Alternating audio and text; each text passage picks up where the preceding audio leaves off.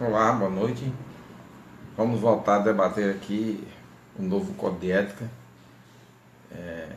Nós estamos aqui já no nosso segundo encontro sobre o novo Código de Ética, que com o objetivo de debater, de que a gente fique por dentro, né, desse novo Código de Ética. É um Código de Ética que surge no momento em que os conselhos de enfermagem e o Conselho Federal vivenciam de forma mais democrática a enfermagem, e é interessante que nós profissionais estejamos todos atentos a esse novo Código de Ética, que estabelece os nossos direitos e obrigações, né, os nossos deveres. Nós já tínhamos debatido aí a parte inicial desse Código de Ética, que era a principiologia do Código de Ética, o preâmbulo do Código de Ética, e chegamos aí ao artigo 1º e o artigo 2º. E hoje nós vamos dar sequência a esses artigos. Voltando a dizer para vocês que nós estamos debatendo a resolução COFEM 564 de 2017, que entrou em vigor agora no mês de abril. Nós debatemos o preâmbulo, como já disse, debatemos os princípios fundamentais e agora debatemos o artigo 1º e o artigo 2º, e agora nós vamos debater o artigo 3º. Lembrando que esses artigos 1º, 2º e 3º, e uma sequência que nós vamos trazer, são artigos que estão dentro daquele conjunto, daquele capítulo, que é o capítulo 1, que nós chamamos dos direitos, né? Então, o que são aquelas possibilidades que o profissional de enfermagem pode fazer, ou seja, ele tem o direito de fazer. Então, um dos direitos que ele tem de fazer, no artigo 3º, está previsto que apoiar ou participar de movimentos de defesa da dignidade profissional, do exercício da cidadania e das reivindicações por melhores condições de assistência, trabalho, remuneração, observados os parâmetros e limites da legislação vigente.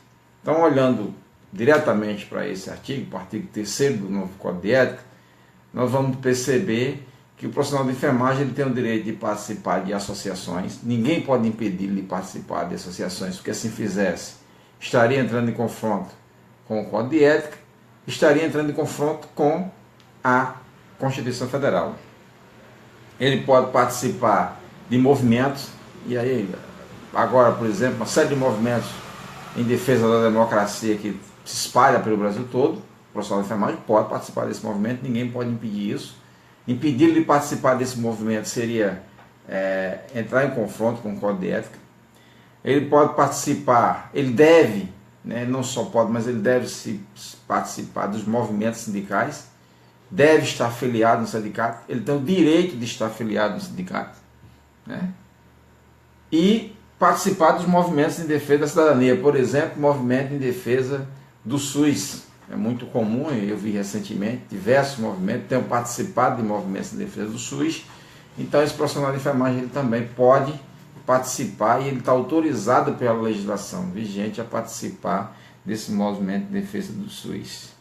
E aí, movimentos por melhoria do trabalho e movimento por melhoria das remunerações.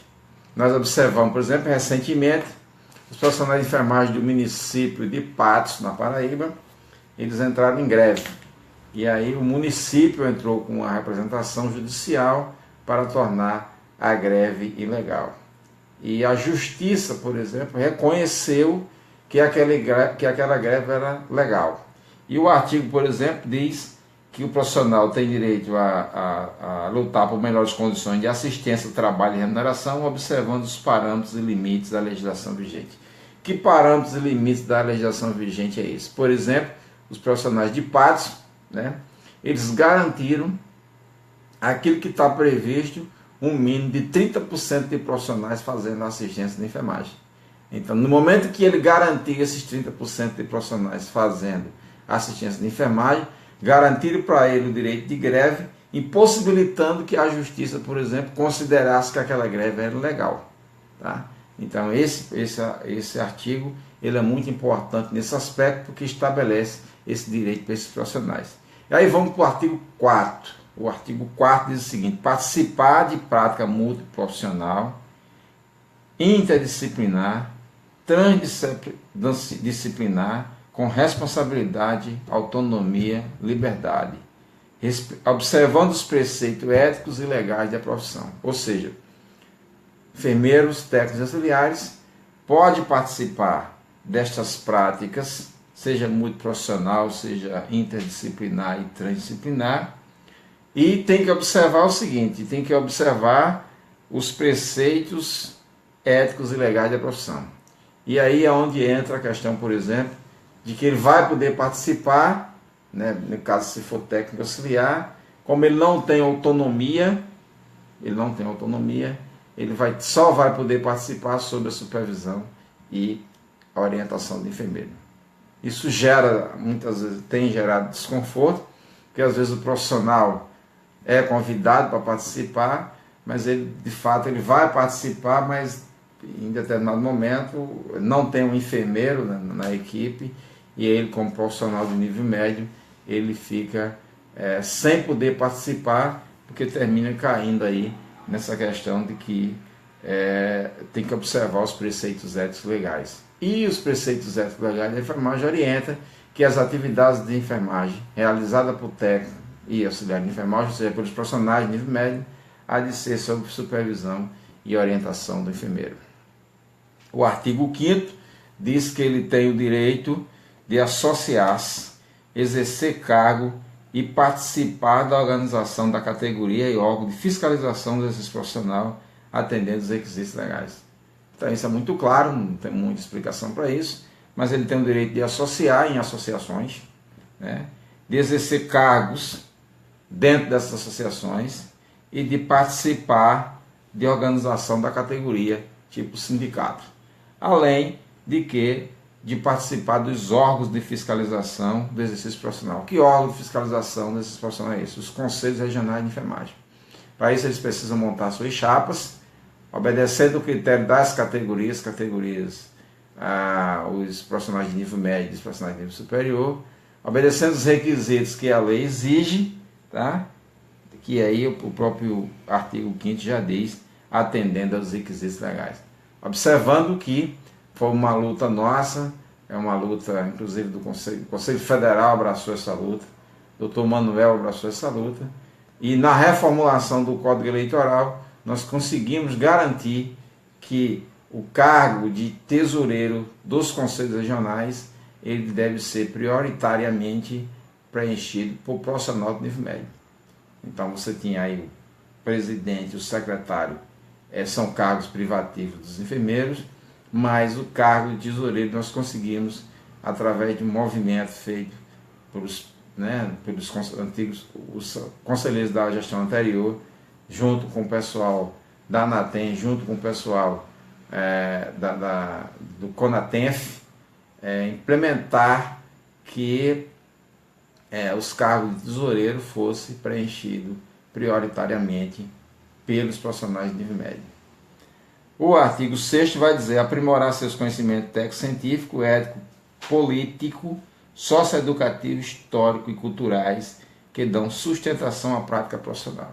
Então, o acesso à formação, o acesso a um processo de aperfeiçoamento educacional, científico, cultural, socioeducativo, histórico, faz parte do rol, do arcabouço de direito destes profissionais. O artigo 7 diz que ter acesso às informações relacionadas à pessoa, família e à coletividade necessário ao exercício profissional. Então, aí qualquer profissional de enfermagem, eu digo qualquer, porque aí ressalva as duas categorias distintas, enfermeiros e técnicos auxiliares, na hora de exercício de sua atividade, ele deve saber, ele tem o direito de saber com quem que ele está lidando. E aí essas informações são informações relacionadas à pessoa, com quem a pessoa, eu estou lidando, o que ela faz, de onde ela vem, né? A família dessa pessoa, a quem pertence, a que família pertence, que linhagem essa pessoa tem, a coletividade, informações relativas à coletividade, e agora essas informações ela tem que ser importante para o exercício profissional. O artigo 8º, ele é bem emblemático, ele vai dizer: requerer do Conselho Regional de Enfermagem, de forma fundamental, medidas cabíveis para a obtenção de desagravo público em decorrência de ofensa sofrida no exercício profissional ou que atinja a profissão. Então, isso é um direito muito subjetivo do profissional, né? Só o profissional vai dizer se ele de fato ele se sentiu vilipendiado na sua honra, na sua intimidade. Então ele, ao se sentir nesse aspecto, ele deve procurar o conselho, ele tem o direito de procurar o conselho e requerer o desagravo público, tá?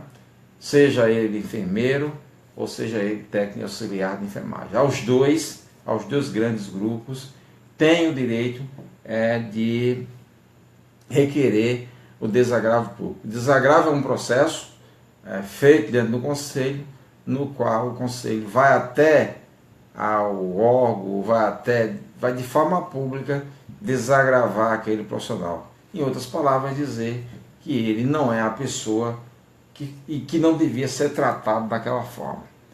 O artigo 9º deste código vai dizer: recorrer ao Conselho de Enfermagem de forma fundamentada, quando impedido de cumprir o presente código, a legislação dos exercícios profissionais e resoluções, decisões e pareceres normativos emanados pelo sistema COFEN, Conselhos Regionais de Enfermagem. Então aqui ele é muito específico, é preciso que o profissional tenha uma carga de leitura grande para conhecer o código de ética. Não sou todos que a gente está fazendo aqui, está debatendo esse código de ética. É preciso que ele conheça a legislação auxiliar da enfermagem, né? Tanto a lei de criação dos conselhos, a lei de exercício profissional, o decreto que regulamenta a lei de exercício profissional, a lei que regulamenta o ensino da enfermagem, as resoluções do conselho, as decisões de cada conselho regionais, os pareceres normativos. Por exemplo, nós temos um parecer normativo no Conselho Regional de Enfermagem da Paraíba que diz que os plantões são de 12 horas, podendo ser de até 24 horas, e que obrigatoriamente deve ter 72 horas de descanso quando o profissional trabalhar 72 horas. Então é importante que ele possa saber que existe esse parecer e que, diante disso, ele tem a obrigação de fazer cumprir isso. Ou seja, se isso não for cumprido, ele recorreu ao conselho, dizendo quem descumpriu, fundamentar quem descumpriu. Fundamental é isso, é você dizer quem, onde, quando, que legislação foi descumprida. Isso é a fundamentação. E o 10, ter acesso pelos meios de informação disponível às diretrizes políticas, normativas e protocolos institucionais, bem como participar de sua elaboração. É um direito do profissional de enfermagem participar, por exemplo, da construção do regimento interno de determinada instituição. Então, se vai ter um regimento interno, ele tem o direito de participar e ninguém pode impedir. Caso ele seja convidado a participar, ninguém vai poder dizer: olha, você não vai participar disso aqui. Tá? Não existe uma obrigatoriedade de dizer que ele é obrigado a participar. O que a lei e que o código está dizendo é que ele tem o direito de participar. Então, dependendo de quem está construindo isso, dependendo de como está sendo construído, se isso é uma construção coletiva, o profissional de enfermagem ele vai poder participar dessa construção coletiva. O artigo 11 vai dizer: formar e participar de comissões de ética, bem como das comissões interdisciplinares de instituições em que trabalham. Tá? Então, os profissionais vão participar, têm o direito de participar dessas comissões de ética. Lembrando só o seguinte: recentemente saiu uma nova resolução que trata especificamente da criação das comissões de ética nos hospitais, a sua abrangência no ambiente do hospital, né? Essa resolução ela trata do papel dessas comissões de ética e aí também da constituição dessa comissão de ética. E ficou instituído que as comissões de ética devem ter 3 membros e desses 3 membros, 2 são enfermeiros e 1 desses membros é profissional do nível médio.